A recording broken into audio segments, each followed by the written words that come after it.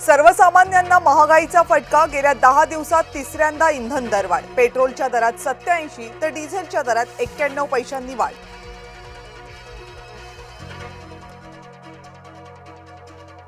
पंतप्रधान नरेंद्र मोदी म्हणजे महागाई मॅन. इंधन दरवाढीवरून काँग्रेसचा पंतप्रधानांवर निशाणा. पेट्रोल डिझेलचे दर मेलोडी चॉकलेट सारखे वाढतायत. आमदार रोहित पवारांची खोचक टीका. पेट्रोल डिझेलची साठेबाजी करणाऱ्यांवर कारवाई करणार. देवेंद्र फडणवीस यांचा इशारा. शेतीसाठी शेतकऱ्यांना डिझेल देण्याच्या सूचना. राज्यामध्ये अनेक जिल्ह्यात इंधन टंचाईच्या झळा. शेतकऱ्यांना रात्र पेट्रोल पंपावर जाऊन काढण्याची वेळ. ट्रॅक्टरला डिझेल नाही, शेतीची कामं खोळंबली. वाशिममध्ये इंधन साठ्यासाठी वाहनांची कागदपत्र बंधनकारक. पेट्रोल पंपावरील वाढत्या गर्दीमुळे जिल्हा प्रशासनाचा निर्णय.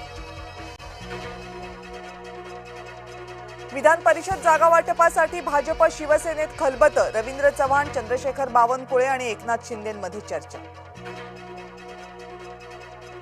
विधान परिषदेमधील जळगावच्या जागेवरून महायुतीत रस्सीखेच. मंत्री गुलाबराव पाटील यांच्याकडून मुलगा प्रतापरावसाठी लॉबी.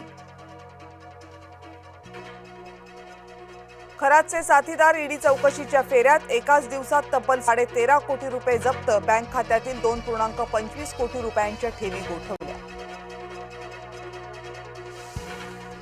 नीट पेपर फुटीनंतर लातूरच्या उद्योग भवनमधील क्लासेस, हॉस्टेल्स बंद करण्याचे आदेश. जिल्हा उद्योग केंद्राकडून बिगर औद्योगिक व्यवसायांवर बंदी. वांद्र्यातल्या गरीबनगरमधील अनधिकृत बांधकाम हटवण्यात यश. शनिवारपासून ढिगारा बाजूला काढण्याचं काम सुरू. त्र्यंबकेश्वरमध्ये आता 2,500 रुपयात व्हीआयपी दर्शन. दर्शनाचा काळा बाजार रोखण्यासाठी त्र्यंबकेश्वर ट्रस्टचा प्रस्ताव. पूर्वी व्हीआयपी दर्शनासाठी मोजावे लागत होते 200 रुपये.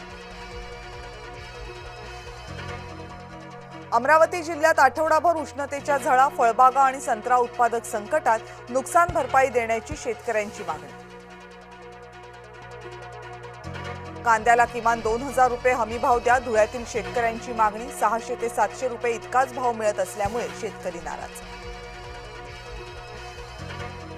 उद्घाटनापूर्वीच प्रवेशद्वार भिंतीला भगदाड. धुळे जिल्हा रुग्णालयातला धक्कादायक प्रकार. कामाची चौकशी करण्याची नागरिकांची मागणी.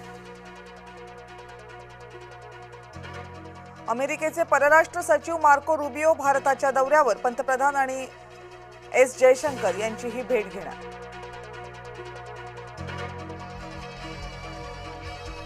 चीनमधल्या कोळसा खाणीमध्ये स्फोट. दुर्घटनेत 90 कामगारांचा मृत्यू.